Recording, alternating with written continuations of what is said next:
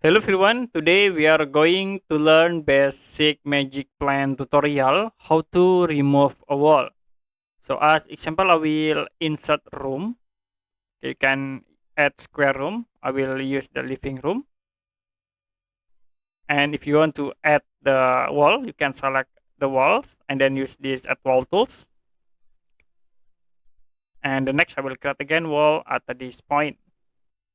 So if you want to delete walls, you can select wall and then you can click the delete button. So wall will be automatically delete. Okay, I will click again at this wall and then you can press delete button to delete. You can undo by clicking at this undo icon and then I will click again in this wall.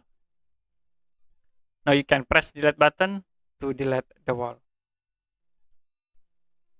Okay, that's it for basic Magicplan tutorial how to remove a wall. If you have any question about tutorial, you can comment below this video.